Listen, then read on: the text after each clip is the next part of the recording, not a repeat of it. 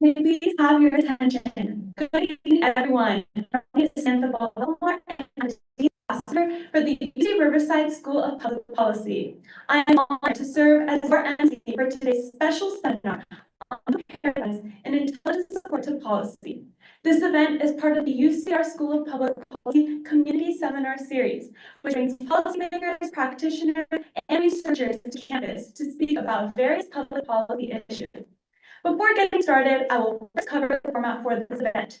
We will have a guest speaker present for about an hour and a half, and afterwards, we will then transition to an audience Q&A with our guest speaker for roughly half an hour. At this point, I'm honored to introduce to you our distinguished guest speaker for today's event. Mr. Gary Gomez is a research fellow at the Foreign Policy Think Tank at FP21. His focus includes intelligence policy collaboration and intelligence support for foreign policy.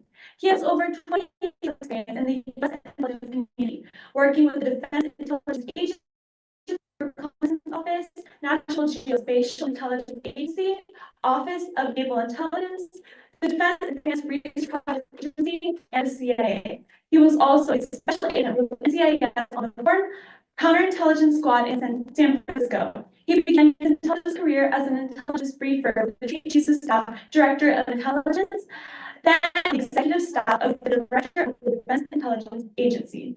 Mr. Gomez has a BA in Political Science from the University of Montana and an MA in International Affairs from the American University. He has taught undergraduate intelligence studies and is a published author on intelligence and national security topics. Before his career, he served 11 years as a Marine Corps as an infantry man and an F-4 pilot. Then 11 years in the Navy as an F-14 Tomcat pilot with combat missions in Operation Desert Storm. We are so honored he could join us today. Please join me in giving a warm welcome to Mr. Gomez.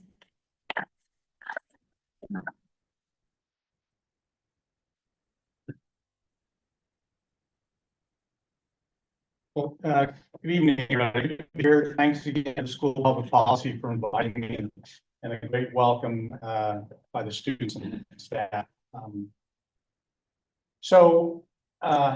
My goal here is to give you where my research is going, but there's going to be a little bit of a tutorial thing too, because one of the problems I found when in the U.S. intelligence community tries to speak to a broad audience, we tend to lecture and say, well, this is the way it is. My focus is to ensure that the intelligence consumer is better informed. Traditionally, the definition of intelligence consumer in the foreign policy spectrum is high-level policymakers. Okay, My definition of intelligence consumers are those high-level policymakers, but just as importantly, the junior policy staff, the staff in Congress, the policy staff, journalists, the general public, and much more for me, students, because the policy staff, that is where that population is where we get the policy staff, the junior staff, is those of you here in the room in the School of Public Policy. The better job that we as a community as a whole can do, and what I can do, is early on give everybody a better sense of what intelligence does. And right now, it's still the same way where policymakers or somebody will go and ask the intelligence community about something, and the intelligence community say, well, this is the way we do it. And then give us a call if you need something. My whole focus is, hey, we need to focus more on consumers, more on people that we do this intelligence for. The better you are informed about this at an early stage in your career, the better you're going to be able to interface with the intelligence community, which means you'll get back more productive information from it. You'll be able to interface with the analysts better, and ostensibly, policy will be more informed. I'm a processor. Okay, whenever we think about intelligence or policy, everybody tends to go right to what the policy is. We always want to talk about the policy, the foreign policy for Russia. What does the intelligence say about China? All very valuable, okay, and that's the reason the community exists, is to put forth information. But and policy is obviously boring until it breaks and fails. For example, we all know the term intelligence failure, right? Generally associated with that term intelligence failure is intelligence fail to do what? Predict. We have a surprise event, intelligence fail to predict. If we intelligence study, and that's probably one of the biggest subjects written on in the intelligence studies field, is intelligence failure. But as we delve deeper into these surprise events, we find for the most part it's been systemic failures across defense, policy, intelligence, national security issues. Why we were surprised by an event. So, and that would mean that that's because the process failed at some point along the way. There's certain decisions made, but maybe those decisions weren't as well informed as they could have been because of the failed process. So that's what I'm going to talk about today. The U.S. intelligence community operates today under what a lot of us in the research area call the standard model. Okay, in other words, there's a basic, conventional, accepted way that the intelligence community operates. It was formed, in other words, how intelligence interfaces with policy was developed post-World War II based on these two books, George Petit in 1946 and Sherman Kent in 1949. You can trace how the intelligence community is structured today and how it interfaces with policy back to those two publications. Okay, Sherman Kent is considered one of the founding fathers of intelligence analysis in the United States. How we do analysis and how it interfaces with policy. These the experience prior to that, you see, is written in 46 and 49. The experiences were based on, and the things that they write most on for intelligence was what they considered faulty intelligence in World War II. An example of that were the assessments on how effective bombing was in Europe. Whether a country will do X, Y, Z, certain issues about Hitler and the generals. So from their writing, they said, hey, we have trouble with intelligence during wartime America. The thing to remember too is prior to the war, we didn't have intelligence and looked nothing like this. There was the State Department, their researchers were actually embedded with the policymakers, okay, in different desks. You had Army intelligence, And their job was just what we call order battle stuff. In other words, they sort of look at things and say, hey, this army is structured like this and can do X, Y, Z. Navy intelligence was about the same thing. I think remember, neither of those entities, Army and Navy intelligence, they did not have the mission to warn of attack. Okay, that was not in their mission to warn of a national attack. So the current mode of intelligence, or the interface, was basically developed. Hey, they both said that we take the analysts and make sure they're in a separate entity. They cannot be policymakers, okay? Because in World War II, we felt that intelligence was too close to the wartime decision makers, and the wartime and the policies or viewpoint of those decision makers polluted their analytic thought, okay, in a wartime environment. But also, just setting back, they made the intellectually honest argument that in the big scheme of things, it's good to have research on separated from policy and physically separated, meaning there's going to be a different agency. Those policymakers have no influence over your career, your advancement, or anything. That way, you can ostensibly, this intelligence arm will always provide objective information. That's the foundation of how the U.S. intelligence community ultimately developed. It hasn't changed since 1947.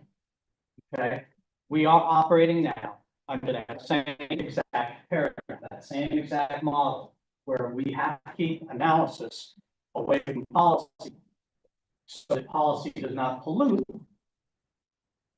the analysis. So the analysis remains objective. We're still under that model today.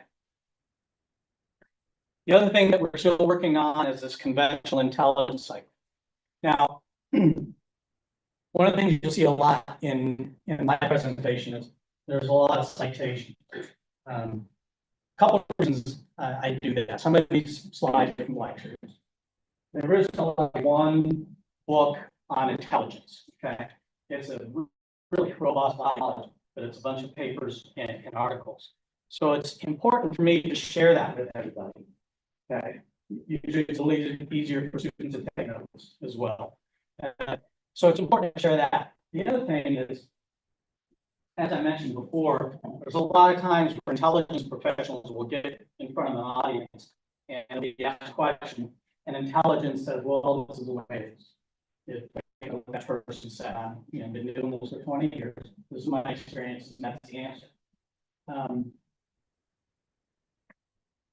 Part of good research, part of good teaching, and then part of good understanding how to make things better is looking at what everybody else is saying.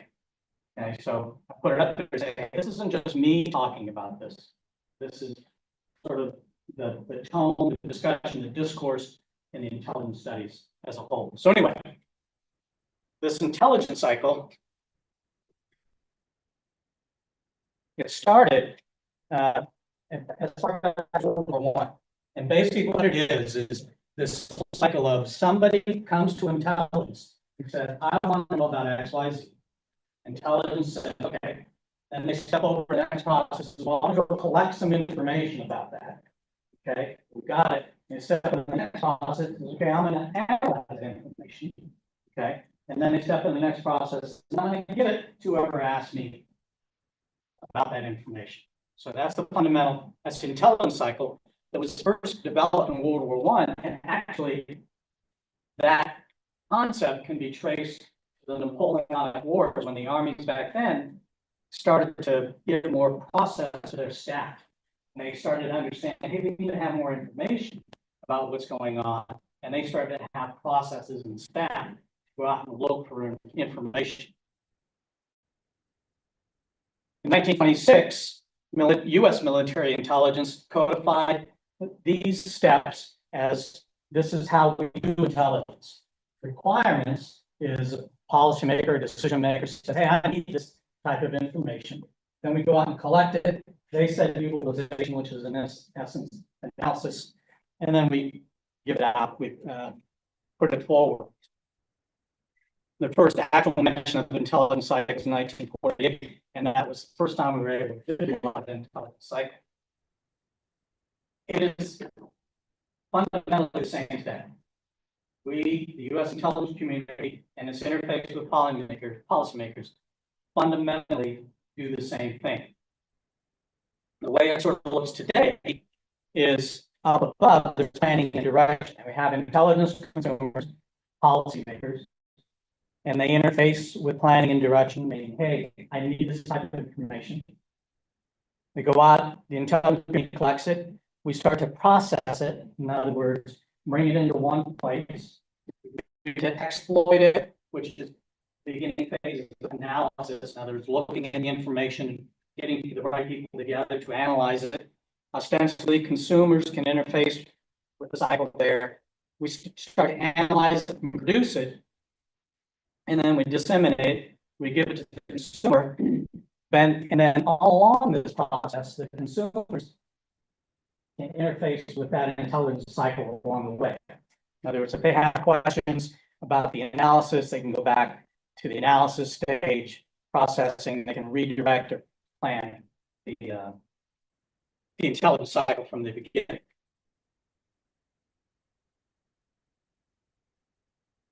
This is, if you went to Intelligence.gov right now, this is our 6 steps in the intelligence process right now. Okay, so fundamentally, it's another example. We're doing the same thing we've been doing since 1947. The cycle. How do policymakers really use intelligence? Some people's heads might explode. And now, when I mention this, but basically, intelligence, your policymakers don't make for intelligence assessments before they make decisions or develop policies. We sort of think when we have this industrial type process that something is occurring, or policymakers say, I want to make this foreign policy, and they sit back patiently and tell intelligence we need this information. And before they start formulating a policy, talking about it, they wait for intelligence. It doesn't happen. It doesn't happen that way. And that's just not Arthur Plummer, who's a British player in intelligence studies. Stephen Merrin out in James Madison University is a former intelligence analyst. Wrote a great deal in his study. Again, contrary to the conventional portrayals, policymakers do not wait till they get intelligence to start formulating policies or to make decisions. The reason being, in this paper he wrote, which you'll see me cite a lot, intelligence is like an extra step in the decision-making and policy-making process. That the policy by which people make policy is occurring. It maybe isn't circular. It's not necessarily linear. It may not take in the whole same players every time. It doesn't look anything like that structured intelligence cycle. Policymakers look at information and making decisions right away. So intelligence is occurring out there, and they will ask for it. They will want to get an intelligence briefing. But the important thing I want to get across is right now, by no means are they waiting for it to make a decision. And think about one of the factors of that is they're a separate entity. Okay, they're not there with the policymakers on a regular basis. Part of the other reason why they do this, and it's fine, is they're generally smart people.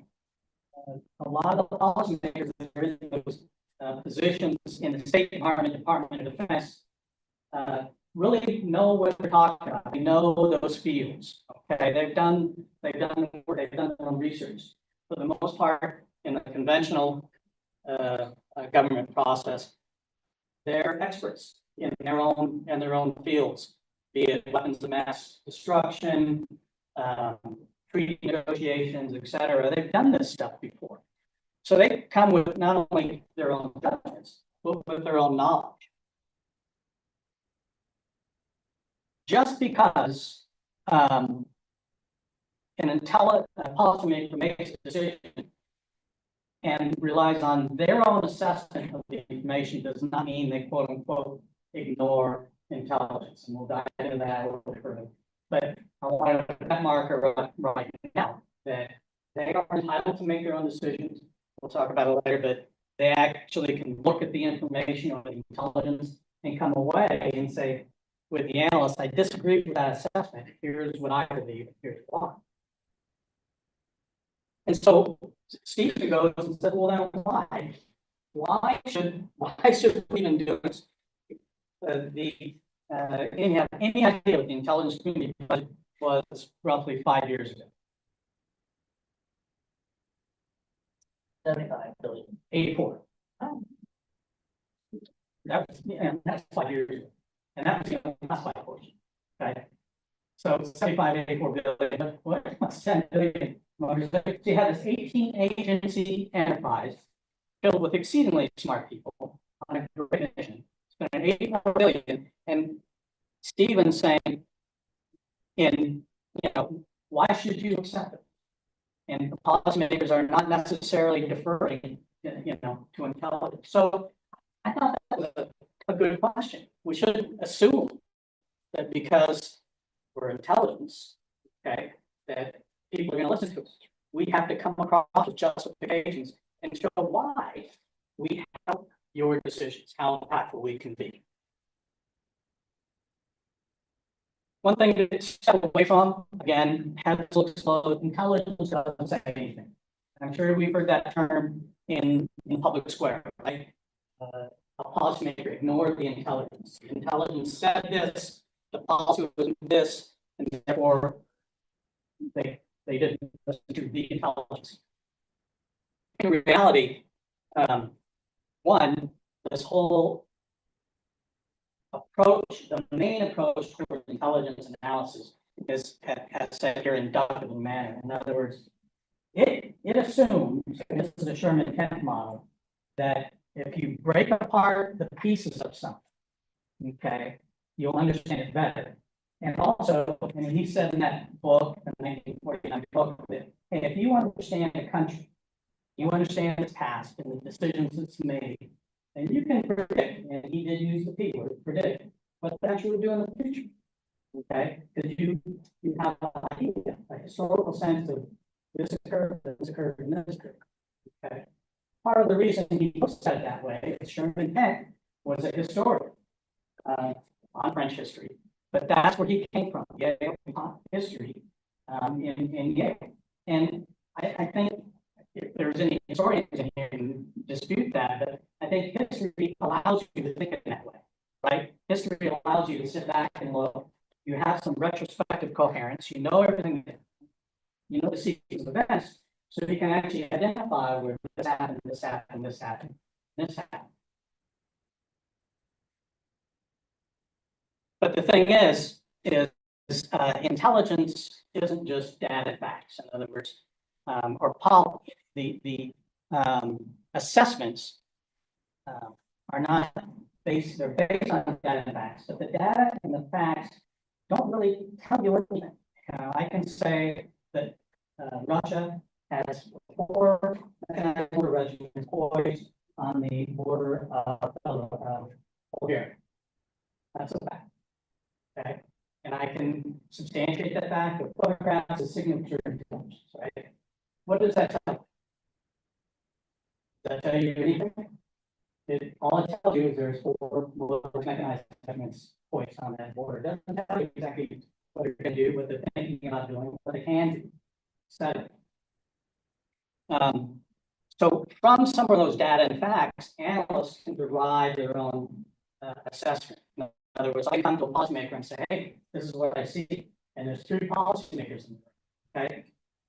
One was stationed with NATO. One was stationed in Bulgaria, and one has never left the United States. Okay. One may say, yeah, they're not going to attack. One may say they are going to attack, and the other one says, well, they have the capability to attack. That's all based on their perspective of what they see. And the policymaker will have that different perspective as well.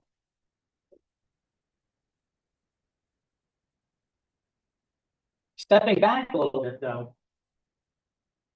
those data and those facts have to be put in context.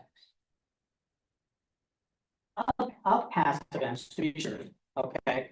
But if we don't have context, if we don't have policymakers looking at it and putting their context and the information in their context, looking at it from the perspective of what type of policy they want. If we don't have that, then intelligence is utterly useless. A lot of these assessments come across and they say, we judge or we assess that there is a 35% probability, okay, that the Krugerrand will drop in value in 6 months. Okay. And they give justification for that. How do they get there? Okay. That's what we have to understand is the intelligence assessments, as structured as they are not necessarily the truth, the only truth.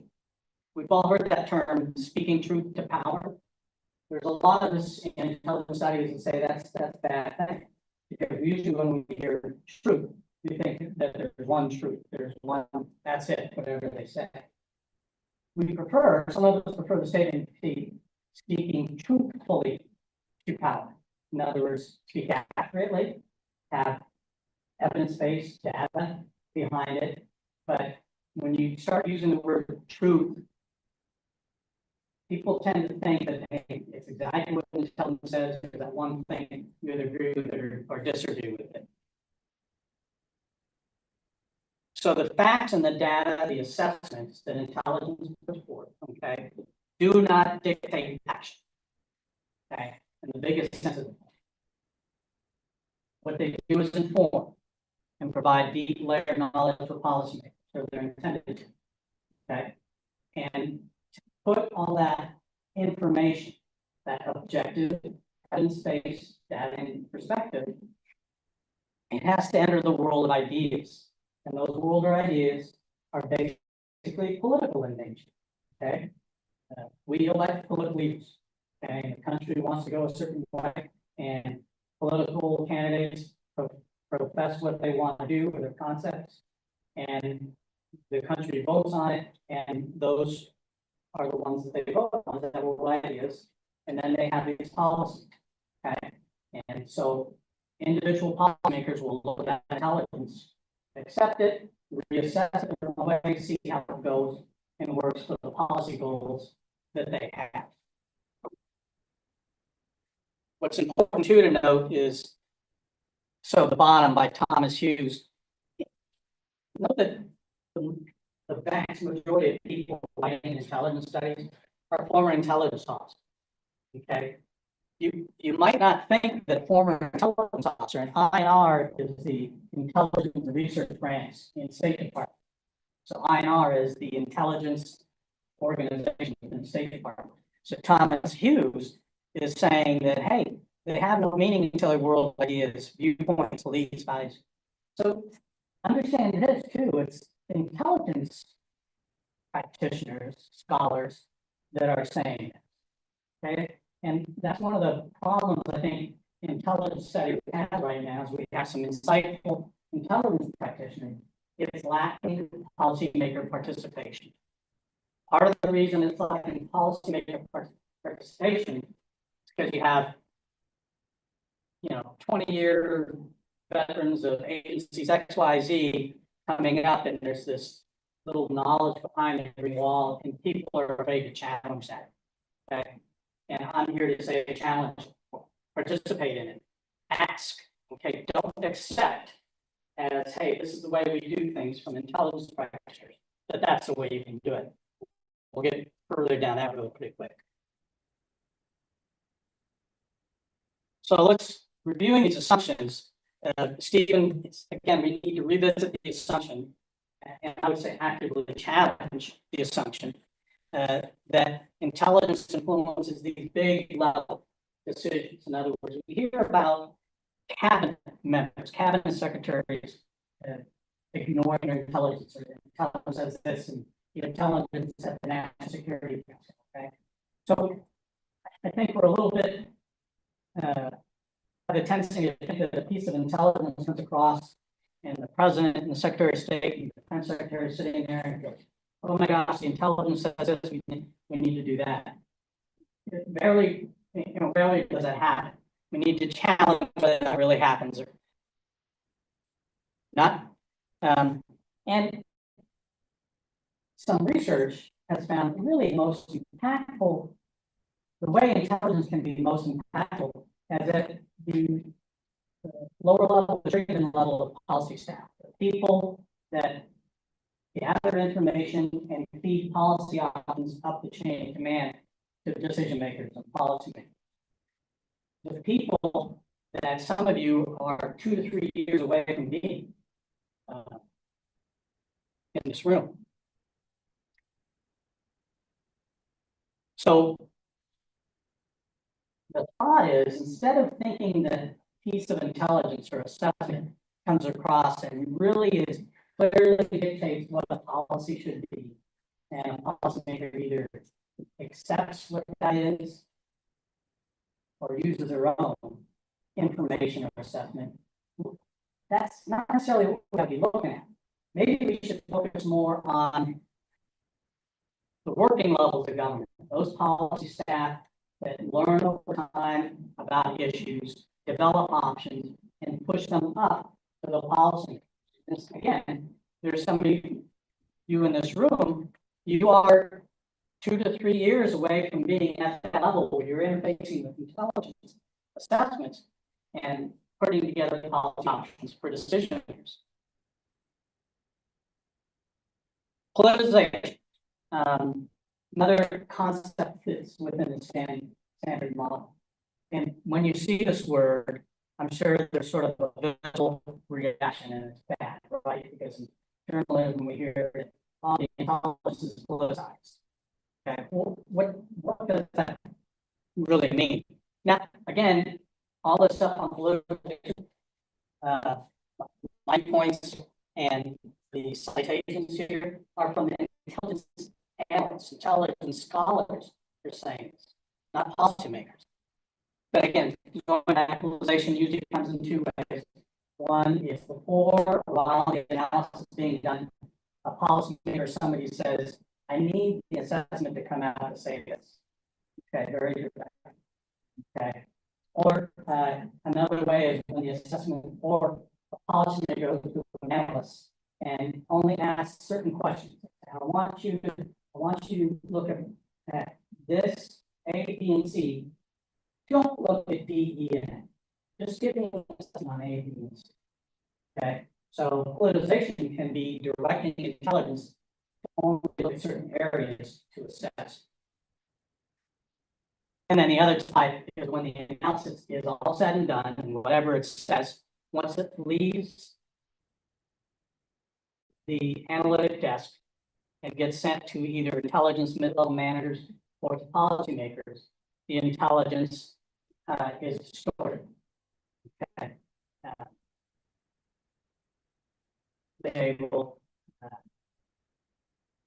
emphasize certain conclusions, de-emphasize others. Okay. Cherry picking happens, but when we do research, there is a tendency for us to do a little cherry picking too. That's a natural tendency. It's not a good or bad thing. It's just sometimes that's what happens. Cherry picking intelligence is not necessarily politicizing. It's just selectively using it.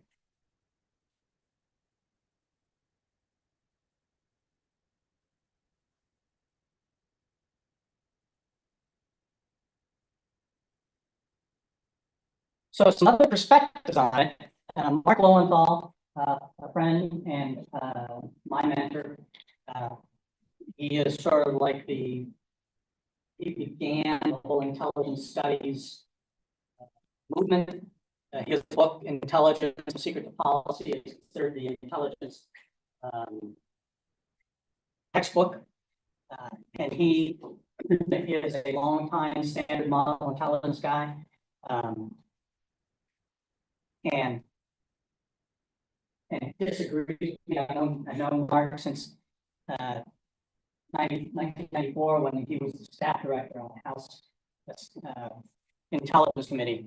And again, a mentor, but agrees with me on the whole, my attitude towards getting policymakers and intelligence close.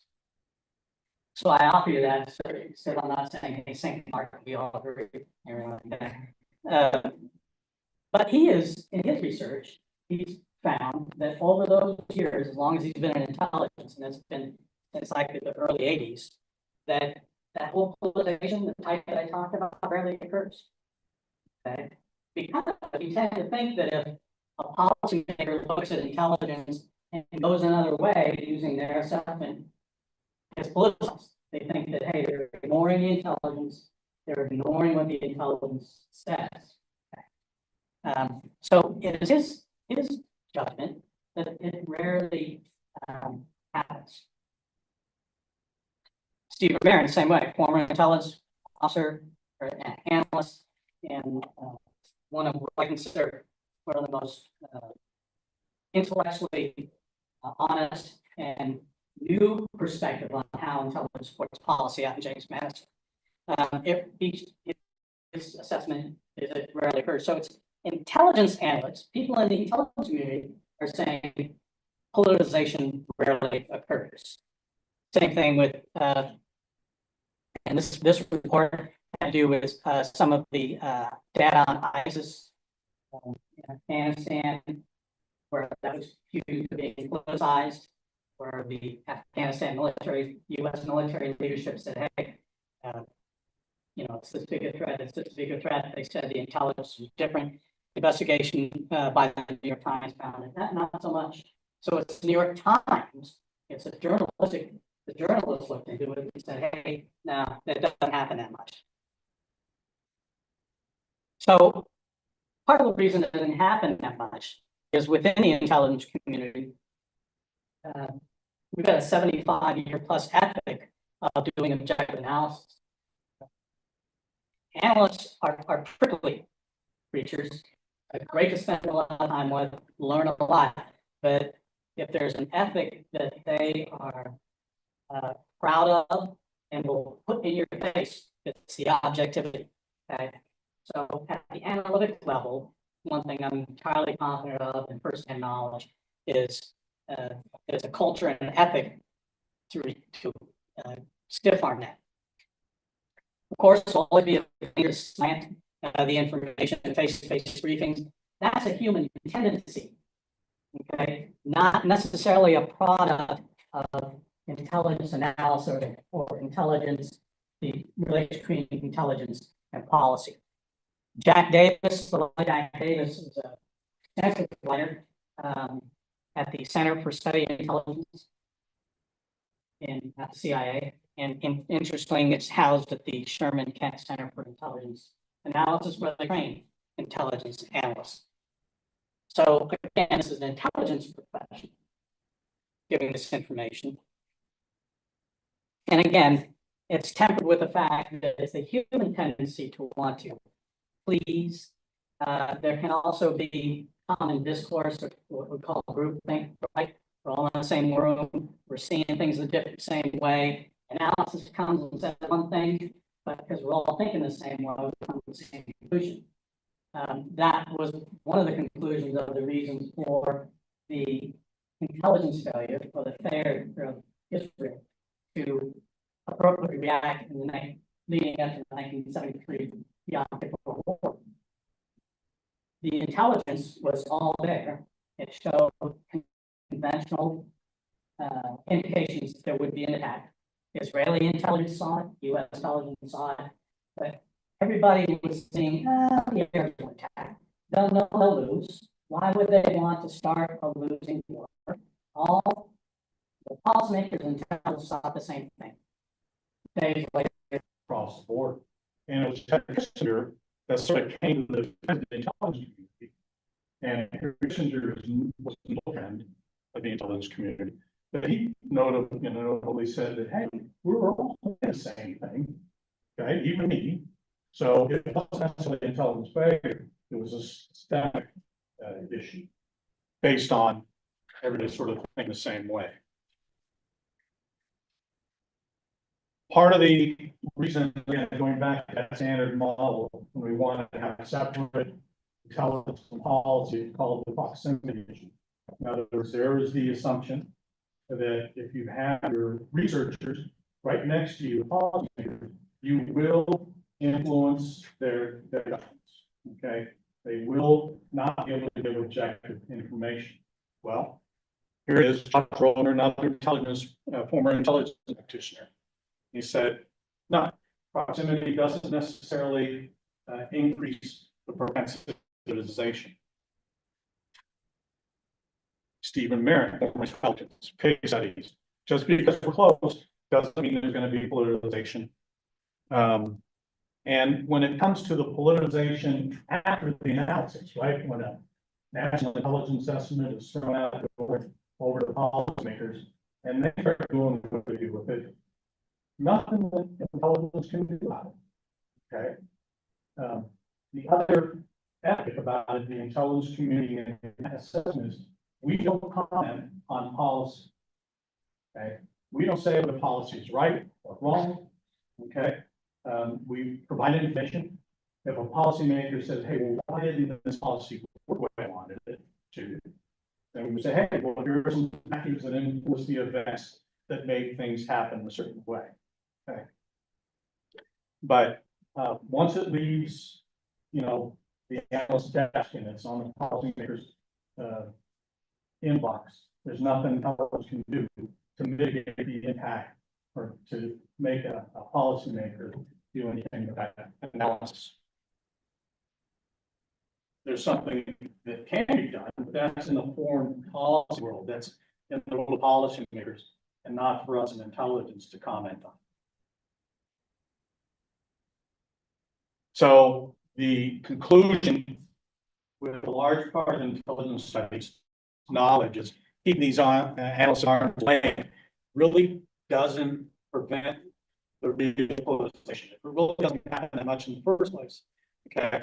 The main type of distortion or politicization occurs once the analysis is out the door, policymakers start commenting on or cherry picking, whatever they want to do.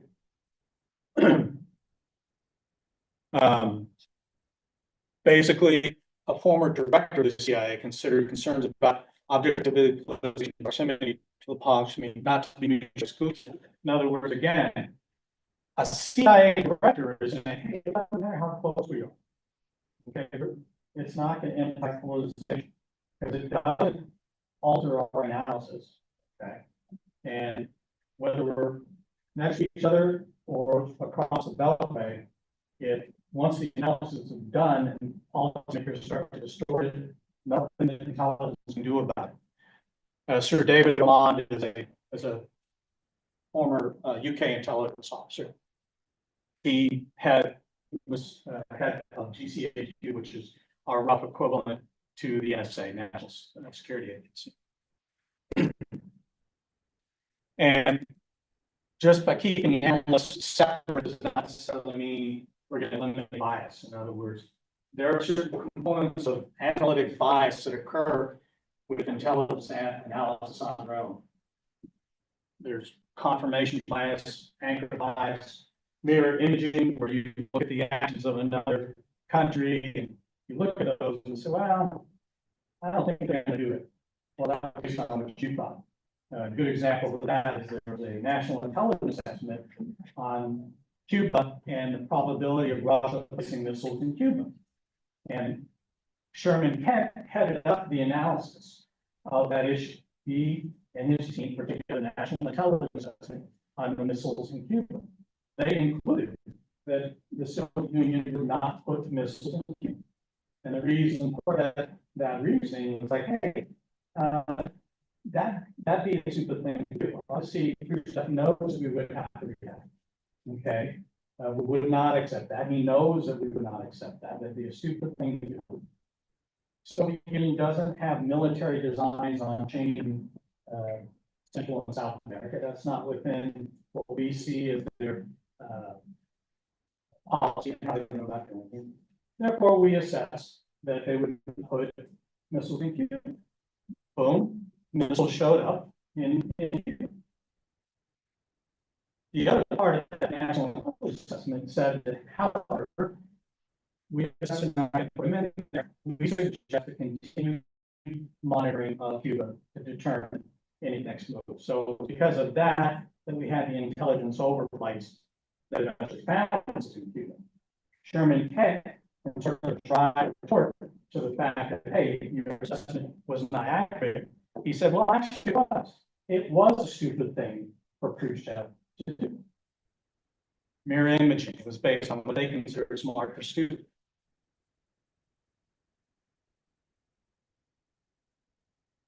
The big thing that we remember, we're talking about this, is going back to what we do analysis for in the first place, okay? And it's not just to inform. We need to give policymakers information that pertains to what they want to know, what they want to do. And we're over here in Lyon, Virginia, and doing some great intellectually honest analysis. And across the river are the policymakers putting the policy together. Okay. It has proven over the 70 years to be difficult for us over here to really understand what the policymakers are doing. Okay. There's sort of an intellectual role. And if you've ever lived in Washington, D.C., driving from Northern Virginia into the heart of D.C., okay, is actually worse than driving from Palm Springs into LA. Okay. And the physical, that one physical attribute that I experienced before can prohibit a meeting from happening. Okay. And that's the old standard model. You get to policymakers when you can, and you got to schedule meetings. That's why you take the metro. Even the metro, well, it was fine if you're working in the Pentagon, because we had a metro station right in Pentagon, and it was stopped at Foggy Bottom, right? And then there's a stop on Capitol Hill.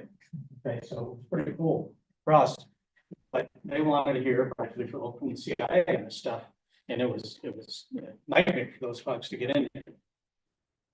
But we got to start from the point, we got to give them stuff that works for them.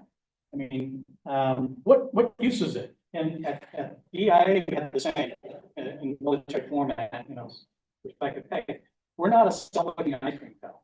Intelligence doesn't exist just to create analysis and give it to somebody and say, hey, this is great analysis. It has to relate to what policymakers want to know about.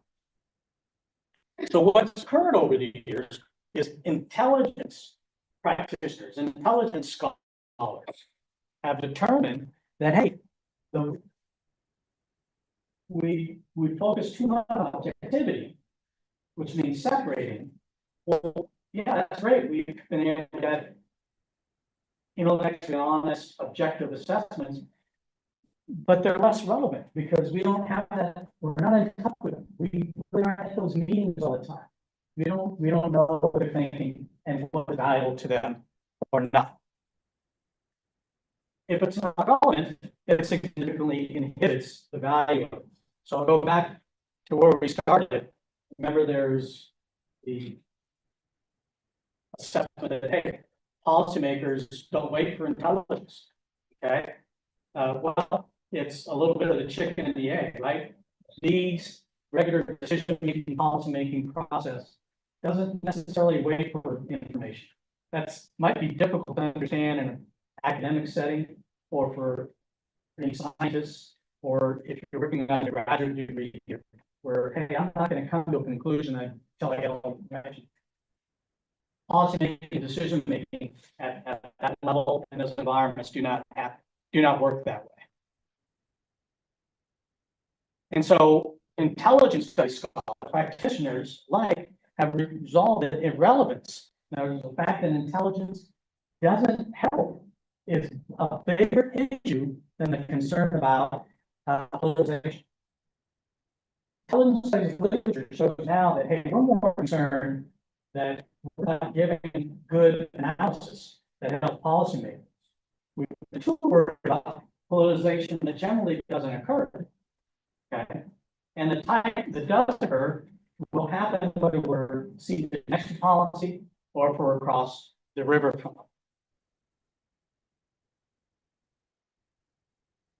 So in the big scheme of things, the move now, since the 80s, I would say, late 80s, there's been a move to try to get intelligence and policy much closer together.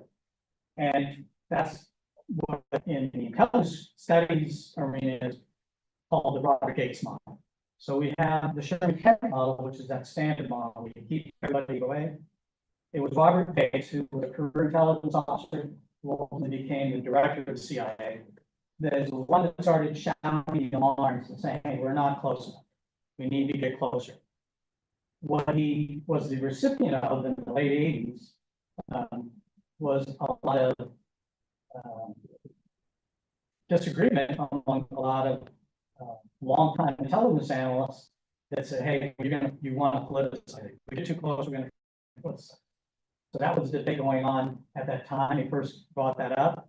Since then, it's sort of settled that we do need to get closer. Okay. Well, that's where we are right now. We're still talking about getting closer. Okay. And I'll give some examples of where we are. But the literature in what year we're in 2025 is still saying, hey, gotta get closer, gotta get closer, gotta get better, gotta understand what you're saying. But remember, we're still in the same model. Okay, the intelligence community is over here. Policy is over there. Call us if you need us. We'll come any day. Okay, let us know what you want. We'll come to meetings and then we'll come up and do our assessment and we'll produce something and give it to you and do with it what you think is right. Okay, but that's our assessment. So there are a few of us heretics that exist in the community now. We meet virtually every now and then. That say, hey, well, we have to fundamentally change the way we're doing things. Okay. Process is boring. We're saying that it's broken because our efforts to keep them separate and objective have meant that the intelligence is not really impactful on policy. Okay. Not a good state of affairs for an $85–90 billion a year government enterprise. So we're going to talk about the validity of the intelligence cycle, go into a little bit about discourse, get some perspectives on getting closer, and talk about how we can reframe it and do something different. That intelligence cycle, that round thing, it goes round and round and round. Industrial era, product driven. And that it really has to do with where we are as a society right now. When it comes to information, information really isn't a product anymore. It simply exists to be accessed. Okay, nobody I come from a time when information was a newspaper, okay, and a nightly newscast at 6 p.m. Okay, and that information was structured and how I access. Okay, it doesn't work that way anymore. Information is simply something that is there. That decision-making process, okay, has nothing to do with that intelligence cycle. Policymakers don't make decisions in a cycle like that. I would go as far as saying none of us make decisions in a cycle like that. When you're deciding to buy a vehicle, okay, and understand that deciding to buy a vehicle is a little bit different than deciding to invade a country. Okay. But I would argue that our fundamental human decision-making processes still take hold. Okay. But when we're deciding to buy an automobile, we start off with preferences. Okay. Mine was always truck. It wasn't like, well, starting from scratch, like, do I want to buy a sedan? I started off with a truck. Then I went to whether I can afford a truck. and it went into organizational and all of these other things. So we don't start off with preferences. When you were talking about what school to go to, you start off with a preference. You step away and do research, and there's a lot of information there. Okay, if you're like me, I said I wanted to be close to Steve. Okay, so University of Montana, Missoula was 30 minutes from 2 ski areas. Okay, so I started off with a preference that, and I found things that met that preference. So these linear, industrial area, process driven, they assume there's a start and an end. Cycle, it's circular, but it assumes there's a start in a knowledge process and the end of the knowledge process. But in reality, policymakers and decision makers, the knowledge process really continues. There may be a policy decided upon and enacted, but ideally you want to keep providing the information about that policy, about the state of affairs. So it's a continuous process. It is a military-centric thing, and I don't say this pejoratively, but the intelligence cycle was based on the military, right? The concept that we have a target, and there was a painful information out there, and I want that information to pursue activity against that target. Once that target is eliminated, begin that process again. All right, I got a new target, get information, etc. So it's military-centric, and it rests the current intelligence cycle, and how it began, rests on the fact that somebody's going to tell me what to do. Somebody's going to give me a directive, say, hey, I want this information. So again, that's not decision makers and policy makers work right now. We don't, the concept of linearity is going away. We don't produce things, we maintain an information state.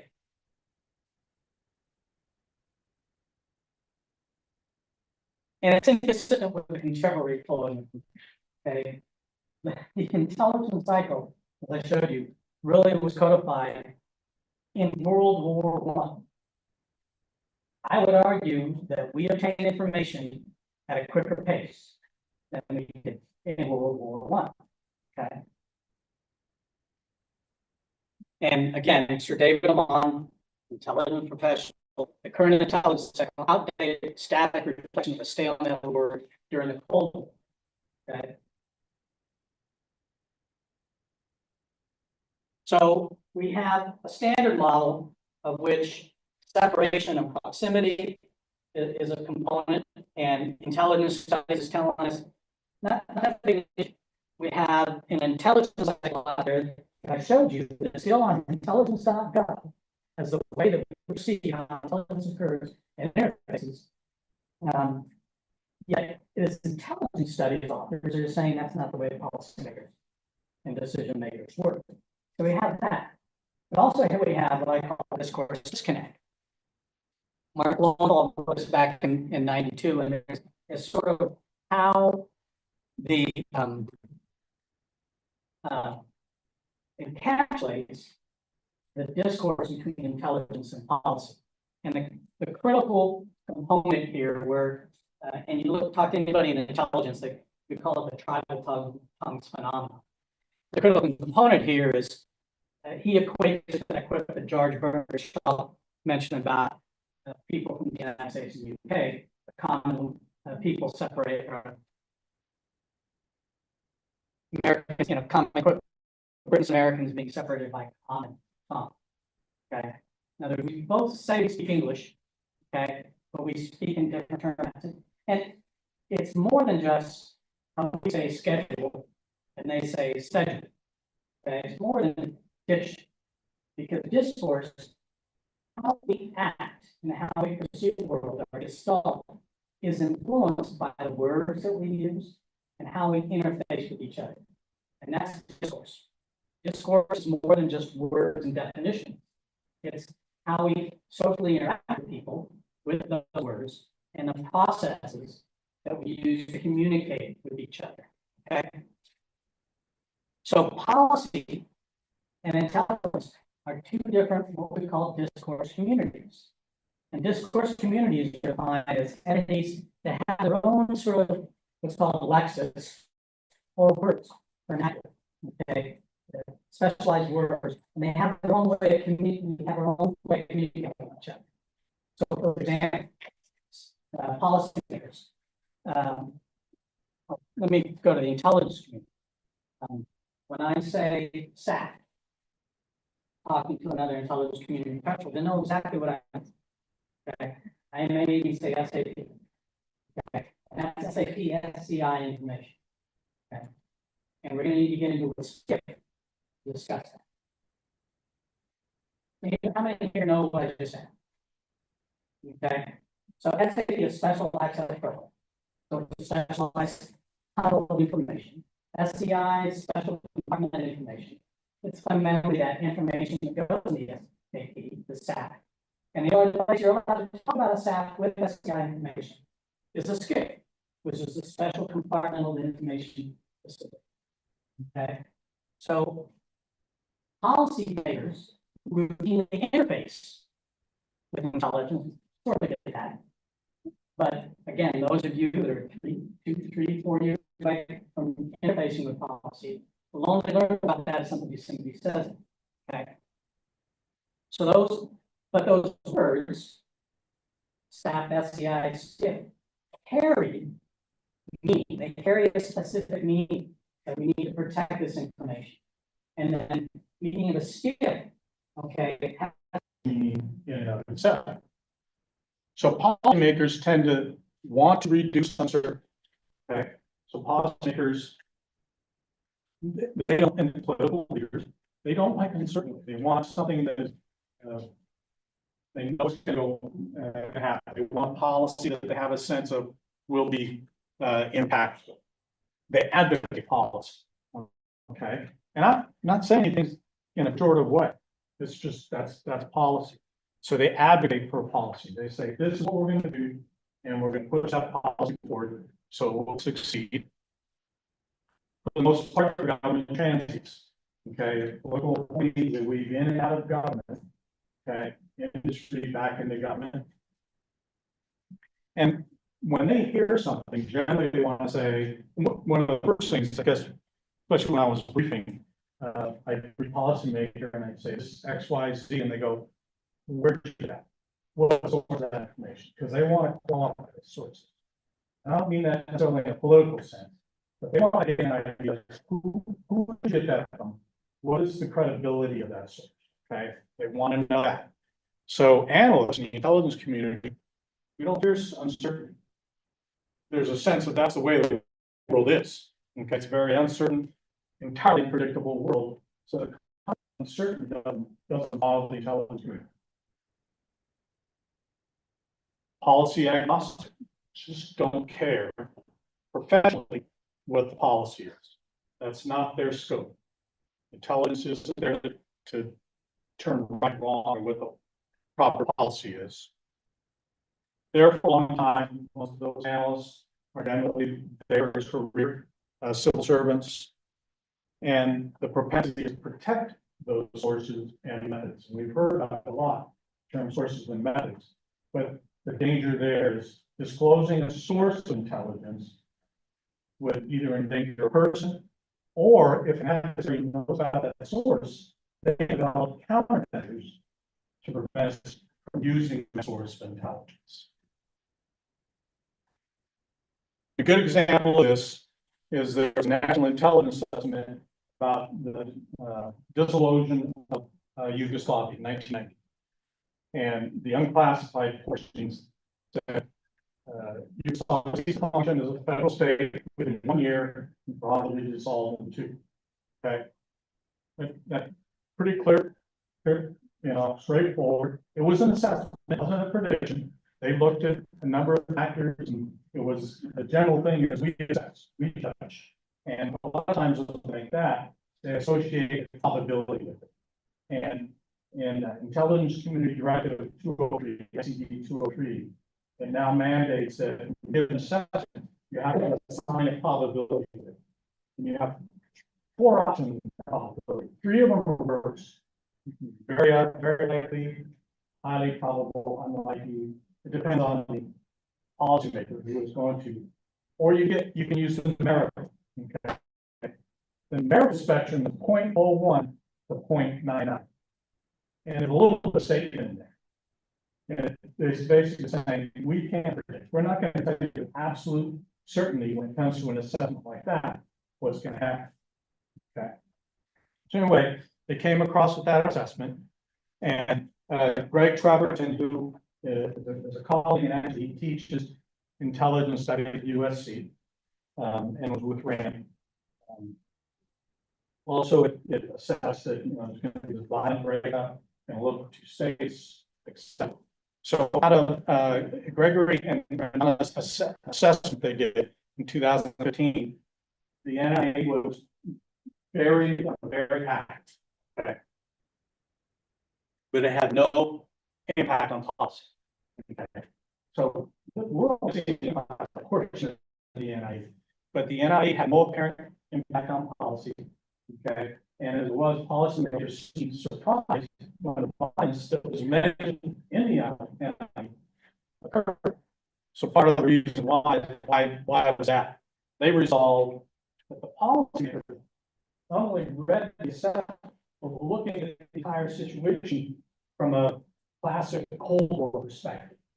Okay, thinking that okay, if this happens, then certain power structures and balances and Soviet Union or Russia will react in a certain way. These people will react in a way consistent with the way that Eastern Bloc nations reacted.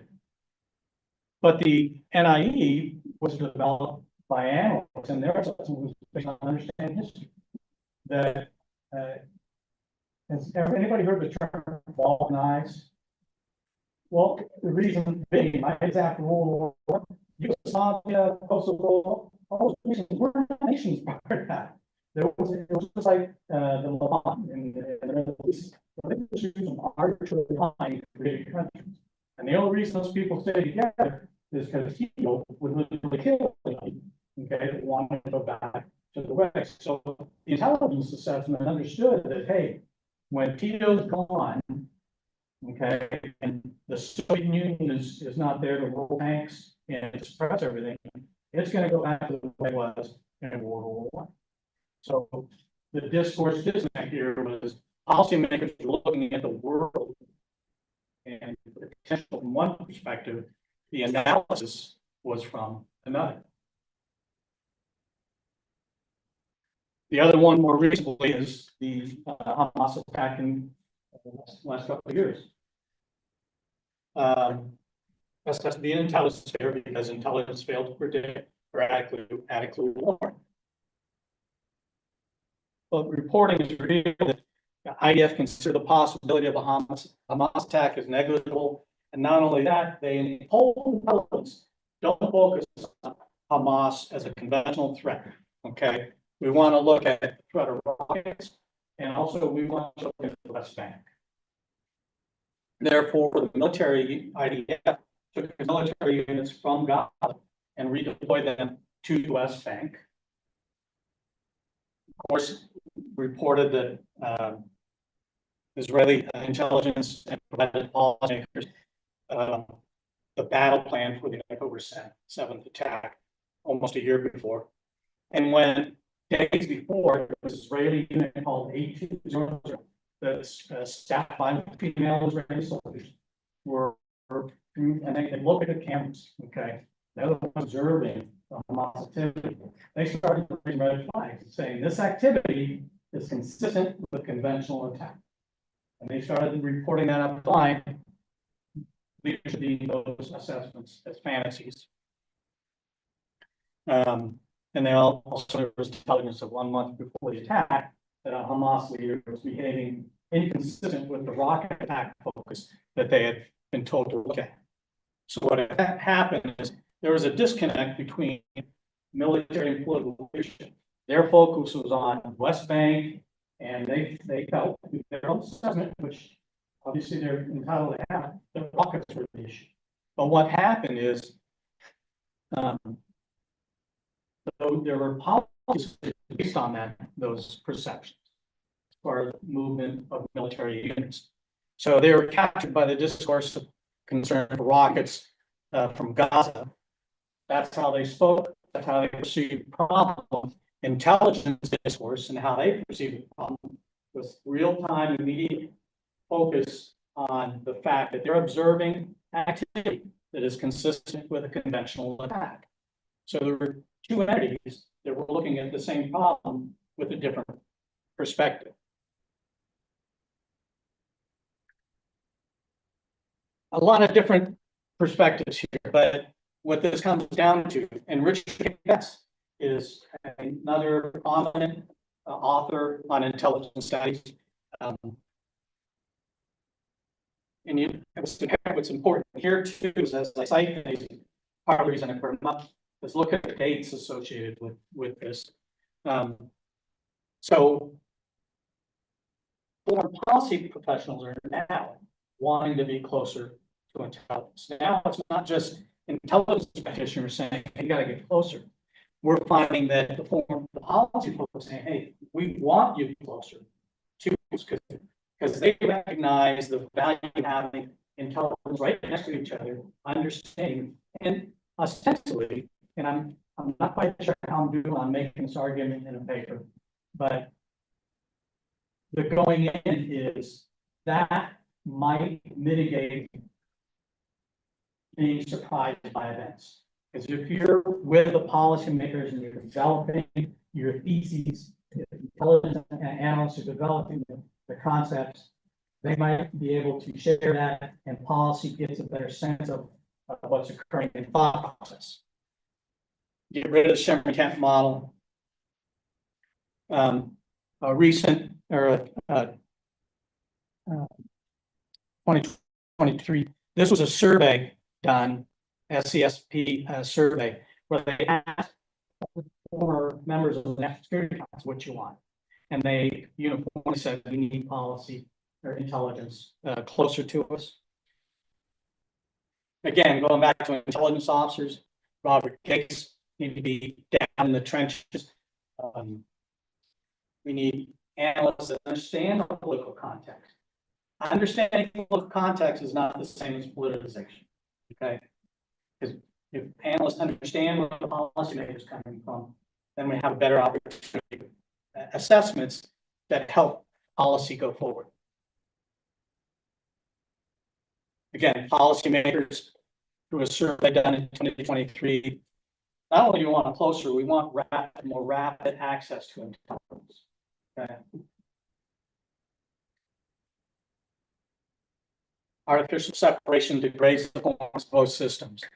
Former director of policy in the Department of Defense. If we avoid close contact, okay, it's bad. The closer we get, the better we are. Again, and this is back in 1996. People say that.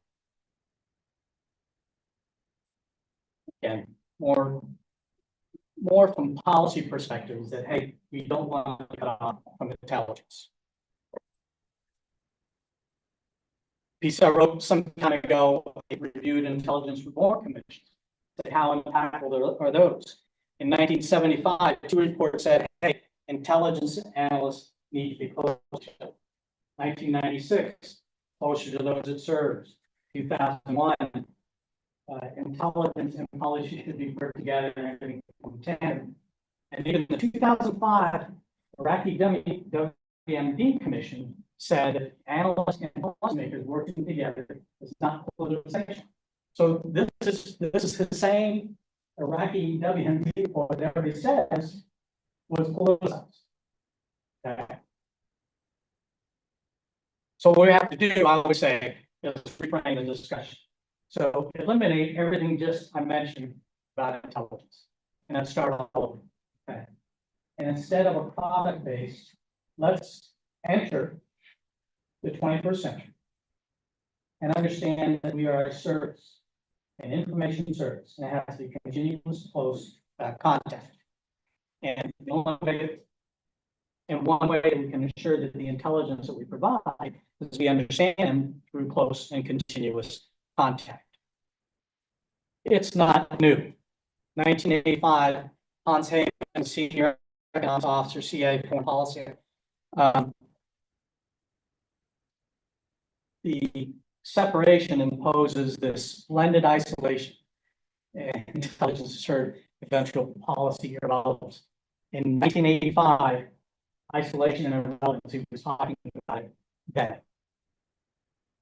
1976, Thomas Hughes, an intelligence officer, basically a new paradigm challenged the orthodoxy of the theology. Intelligence flourishing as a protected sanctuary, state within a state, fortified privilege of detachment, objectivity. Okay, he's not saying that in a good way. All right, he's indicating Bad that was sitting here, separate from a policy. Just a pure adherence. And Carmen, Dina, and I were talking. She called it monastic adherence to the intellectuality of separation. So we need to become an information service versus the product provider.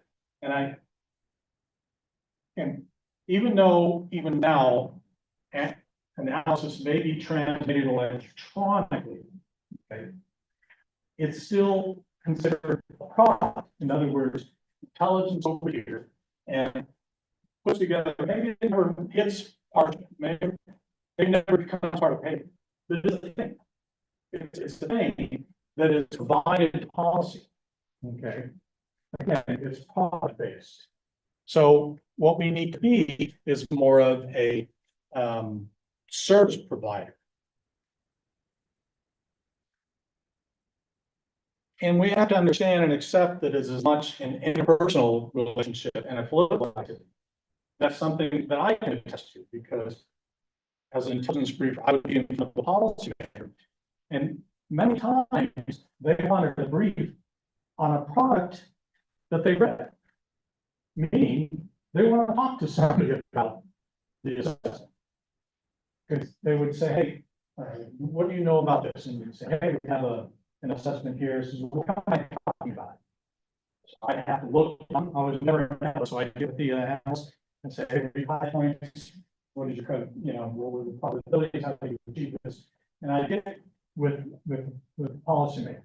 Okay, because and part of the reason sometimes didn't have analysts do this because analysts really want to talk about the problem and they want to get deep.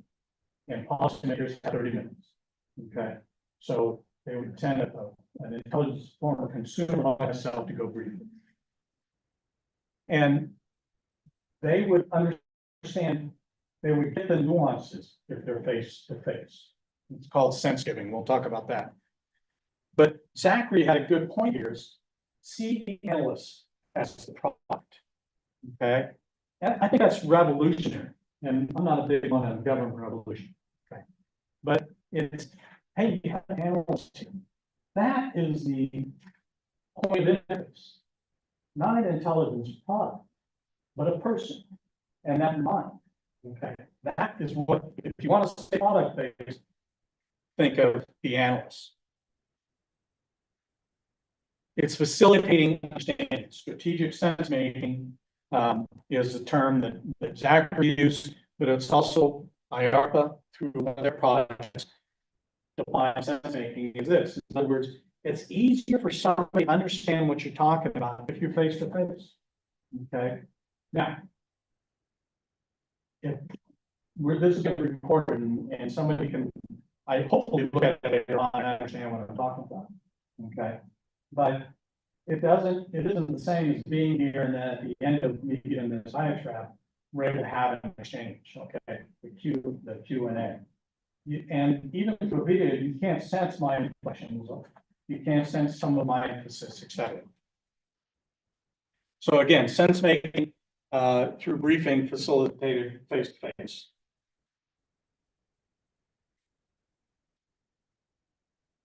Carmen Medina, while she was in the CIA in 2002 as the director of the policy support, said that we have to come we're less about independence and neutral and get customer needs. And there's tailoring what we're doing to policymakers. We need to step away from being, oh, let's be objective and do a product think more about what you need and what is that information I can provide you. Basically, she said, being neutral doesn't do us any good. Okay, it goes back to the sanctuary, all by ourselves. We're disengaged, and it's a mystical ability. So we need to get closer to be able to provide the information that they want. And we need not to worry about detachment, but we need to worry about impact on policy. That needs to be the focus, not objectivity. And I think we can say that now because for 75 years, the intelligence community has developed a pretty robust effort of analytic objectivity. So the old assumptions, policymakers need a service to tell them what's going on. They need help in understanding what's going on. We in the intelligence community have unique information about what's happening. And analysts, we're really more insightful than many other people. Okay, Carmen says, not necessarily so. We need to go from this assumption. Most of the time, policymakers have a good idea of what's happening. Okay. They frequently understand direct consequences of events and media actions. They don't need somebody to assess that for. Sometimes analysts lack unique information on developments, political spheres, and economic spheres. Okay. The raw intelligence policymakers can get at the same time as intelligence gets it. So there's no, we can help contextualize it and give credibility to it. Okay. But they're going to get deal with it, help them understand it, but still pretty information about what they want. And where this is back then she called it non-traditional intelligence issues. Those are those wicked problems, what we determine as wicked problems. Basically, what don't we know? What is not on policymakers' radar right now? Now, policymakers may be looking at economic situations in Iran, maybe look at what's happening in Bogota, but there's stuff happening out there in the world that they have to under their eyes. Intelligence needs to be looking forward. I think those wicked problems, concept of complexity theory, the things happening, unordered events, what that's happening, and trying to get an assessment of future, what it might look in the future, anticipatory and foresight intelligence. Josh Kerbel and the late Anthony Olcott, Josh currently research faculty at the National Intelligence University. Okay, they propose synthesize, where the intelligence community, instead of doing stuff for policymakers, synthesizes with policymakers. It's more in tune with what their concerns are, what their needs are. Okay, and develops itself as a service provider. But what occurs is a series of iterative loops. Everybody gets smarter, and success of intelligence is measured by how we policymakers understanding of the situation. Okay. And what I focus on is those iterative loops. And if anybody done system engineering, technology design, iterative design process, it's a certain back. It will get better as you circle back. It may thin out and maybe lighten depending on what occurs. Okay, but it's iterative loops. It's a continuous ongoing process where we're with policymakers through the whole information development, policy development, and implementation phase. Then I have the audacity to propose that we put policymakers in the policy shops. And that hasn't happened since 1944. Okay. At State Department, those researchers that eventually became the Intelligence and Research Bureau, they're actually researchers in the French desk, in the Middle Eastern desk. Okay, so they have their intelligence people embedded with them. Okay, and that was really the only time where we had an example of intelligence professionals, back then called researchers, that were with policymakers. Okay, so I'm saying, hey, we've got a 75-year ethic strong that will keep objectivity, okay? As per the policy office stated, basically, in their daily, have the meetings, water flow discussion, you can have a great deal of unclassified discussions, okay? And analysis intelligence folks can have very robust unclassified discussions with policymakers to be able to understand information needs. Basically, to help mitigate the impact of groupthink polarization, you have a base of analysts back at CIA, DIA, which serve as a cadre and basically do something like peer review. They would be looking at those embedded analysts are saying, to be able to say, hey, do you think you're moving in this direction? Do you have substantiation to say this? Maybe consider looking at a different thing. Hey, we have come upon information that you weren't privy to. Maybe you should consider this. So there be backstops to this whole process. And going back to what Sherman Kent described in his book, is analysts policy would have no influence on analysts' careers. You couldn't get fired by them, okay? You may be redesigned, and that can always be a personality issue. But as far as, hey, I told the policymaker this, and then the policymaker says, okay, you're out of the government, or you're not going to get promoted, that can't happen under this model. So we do have examples of this occurring. Okay. We have policy working groups, and what those are short-term working groups. They're multi-disciplinary interagency where you have a certain subject and you put together policy people and intelligence folks for 6 months, a year, 18 months to deal with a specific issue. Hostages, weapons of mass destruction, ISIS, okay, when policymakers and the government wants to understand them better, they'll put together a policy working group. They'll stand together, intelligence representatives are assigned to it when they have meetings. Intelligence is there with the policymakers in meetings. When, and those are short term, 6 months, 8 months, 18, but they go away after a certain time. One of the well-known standing ones is the National Security Council. There are intelligence people assigned to former analysts assigned to the National Security Council. Okay. And another example is the British Joint Intelligence Committee. We've got to be real careful about making one comparisons with the Brits. Okay. There's a whole different attitude towards intelligence in the UK. Okay. But having said that, what the British Joint Intelligence Committee does, they have intelligence co-located with policymakers. And when they do assessments, they're not called intelligence assessments, they're called government assessments. And they come out as that. And it's they can have different views, but they're developed by intelligence folks and policymakers together.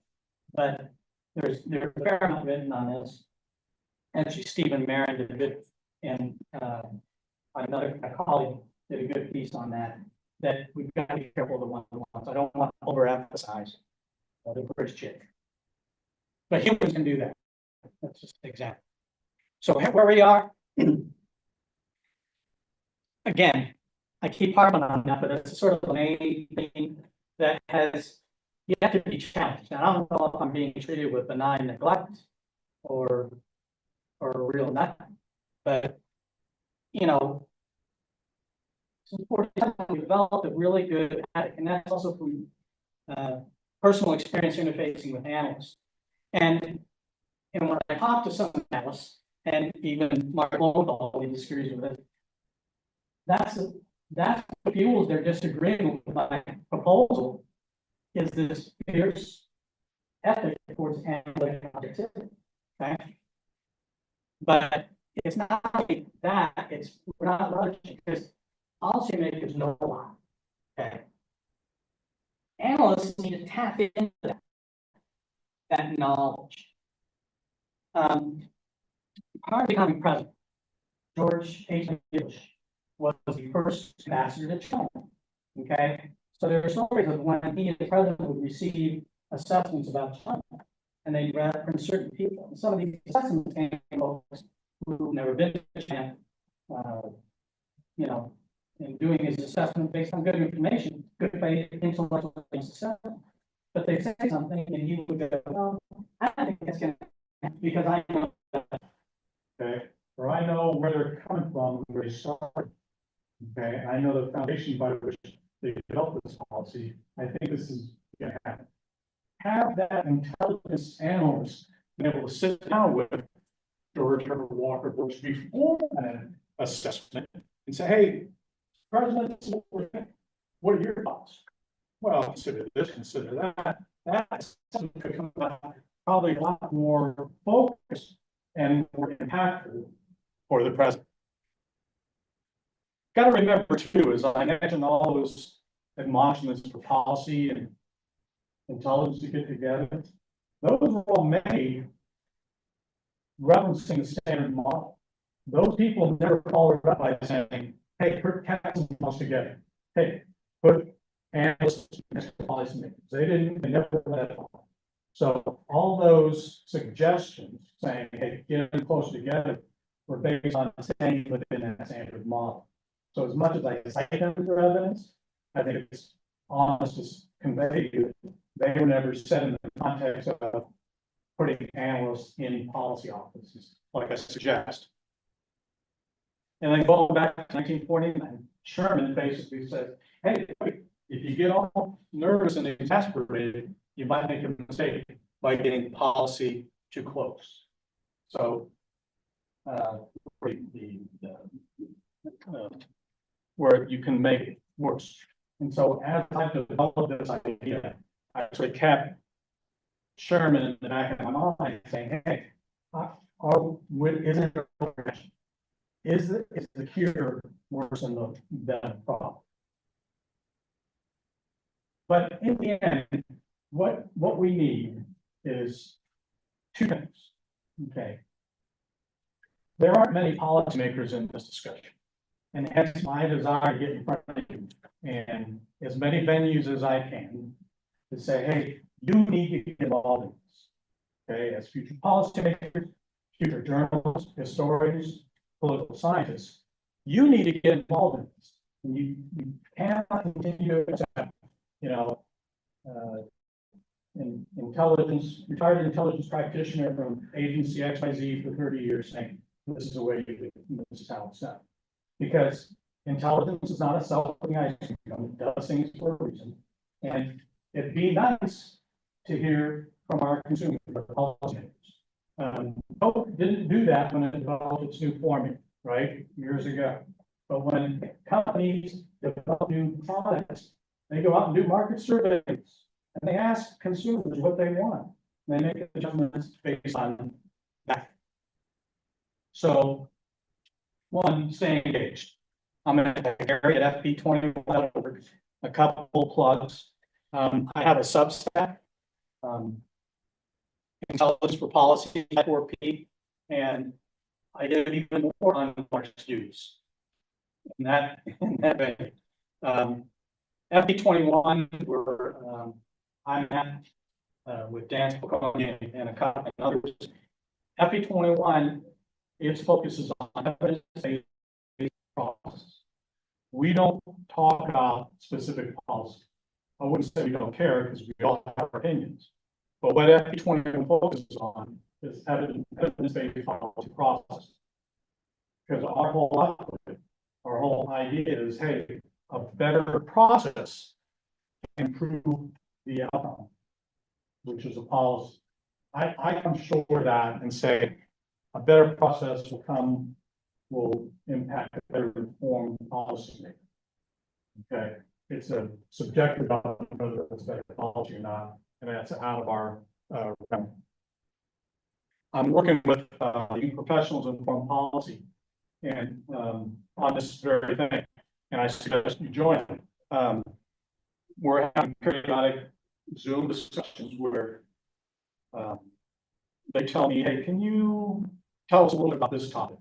And I'll give a little blurb, and then we have a discussion about, well, what do you guys, and I'm sometimes annoying. Well, what do you think? Everybody always asks an Intel guy, how do we do this, or how does this happen? And what does this acronym mean? And if you had to build this from scratch, how would you do it? If there was no intelligence community right now, and we have the information ability we do right now, how would you build it? Okay. And that's what I would offer, and leave it at that, is how would you develop this information providing service? I'm going to turn it back over. Thanks a lot.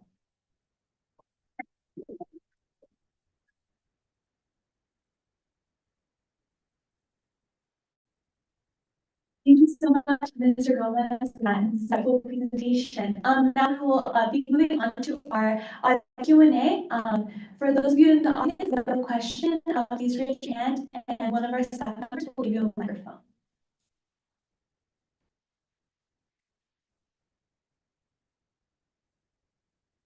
Hello, thank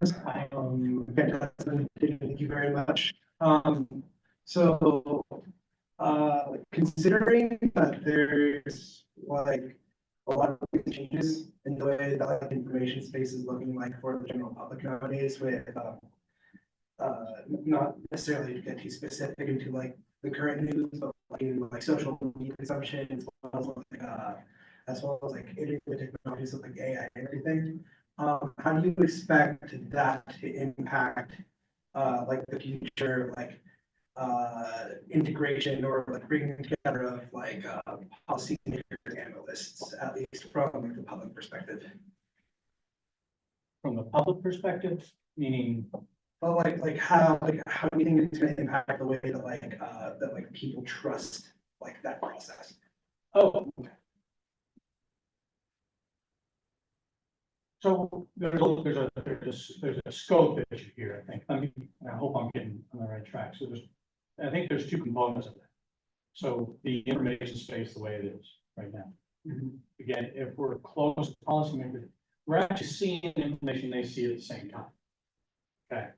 And so we're able to understand that and give context to that, and then go back and do more research on that. In the public space, it's different. Because we got to look at the charter.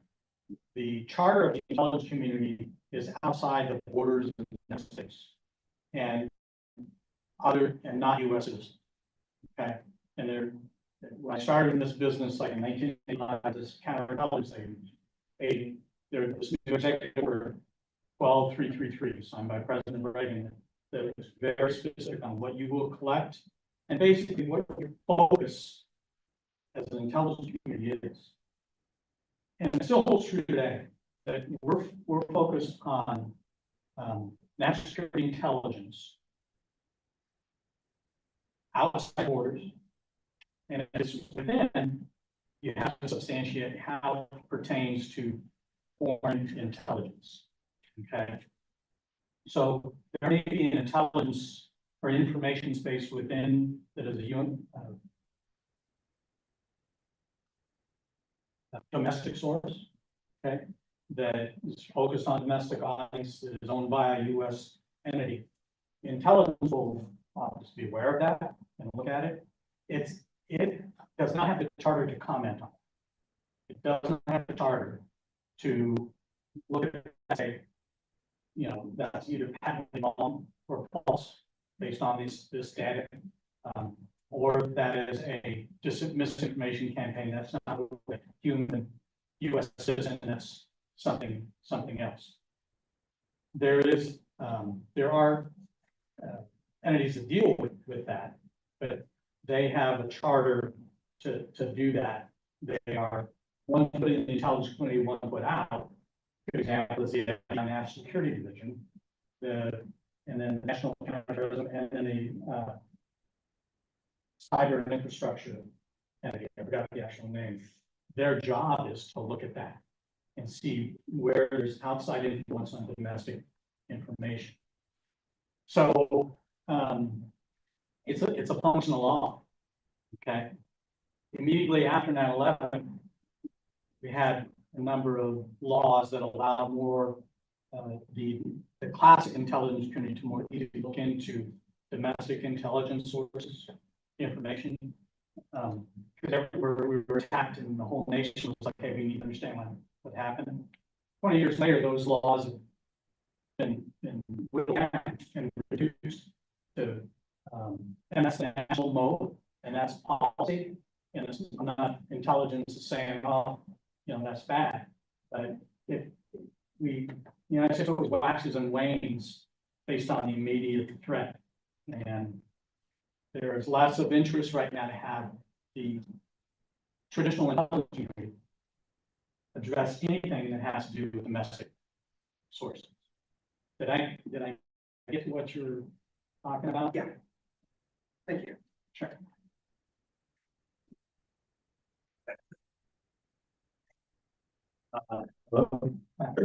So my question was, or I'm a public policy student here, and my question was related towards kind of the last point where it was like your suggestion that policymakers and the intelligence community should get closer. And my concern or my question was, how will the intelligence community respond to, I guess, the rising sort of rejection of like expertise, I guess. This hasn't really affected policymakers to a large extent yet, but I feel like it will in the future as more policymakers come up, and they're not necessarily, they don't necessarily have the intentions of like, oh, I need to do something that's like the smartest, I need to make like the smartest decision instead of making the most like ideological or like dogmatic decision. How does the intelligence community respond to that? Yeah, good question. Good question. Yeah. So not going to go all there. So the intelligence community, I keep harping on a strong ethic of ethical and intellectual integrity. Okay. I would neck that down as like analysts are the ones that have the strongest ethic there. And I have absolute confidence in individuals having that ethic. However, another issue is our system has never been stressed like this, and our system never looking down the road has the potential to be so stressed. Okay. In other words, I look at it as the guardrails. How big guardrails, right? They're repaired. Guardrails repaired. But the guardrails are there to take glancing looks. Okay. They're not there to take an F-150 going 100 miles an hour, 90 degrees, okay, blow through the guardrail on the opposing traffic, start heading into opposing traffic, smoking a cigar, drinking a bottle of whiskey. Okay. So I am not quite sure how the system is going to react. Okay. It's just an unknown because there's no historical precedence. There's nothing's challenged the intelligence field like this. And the other thing too is the challenge has over been in the past been a little bit institutional. Nixon hated those clowns at Langley. Okay, those were his words. And it's all and that politically assigned directors of central intelligence. But individual analysts weren't fine, he just didn't listen to the intelligence or didn't like it. His prerogative. So we've been stressed as institutions, but we've never been stressed as individuals. So I'm confident individual analysts. I just don't know how individuals respond, how the institution will respond. Let's follow up on that. You mentioned George H.W. was president that followed ethics, with consistent with everything, versus what we have today where you get fired if you're ethical. You get fired if you follow the evidence. So, I was listening to this, so it's really interesting and whatnot, but it just seems naive almost in today's climate where people actually follow this model of trying to achieve something for the national good are going to get fired because. Yeah. So again, going back to part of the reason why I'm so happy to be with 21s, we have this sort of stress, we keep pressing forward, okay? Will something like this come to fruition? Right? The other thing is you can't pause for 4 years. And talking about improved processes, okay? And because it's less, maybe it's less about whether this really gets implemented or not, but it's more about having discussions like this, and we refine our understanding going forward. And I would hope that you're better informed now, okay, through this discussion. So those two things are exceeding the level that don't have anything to do with what's occurring on Pennsylvania Avenue, okay? But the discussions occur, everybody gets smart, and go forward. We just, it's sort of, noses down and keep moving forward. Unfortunately, due to time constraints, we'll have to end the Q&A session there. But thank you so much, Mr. Gomez.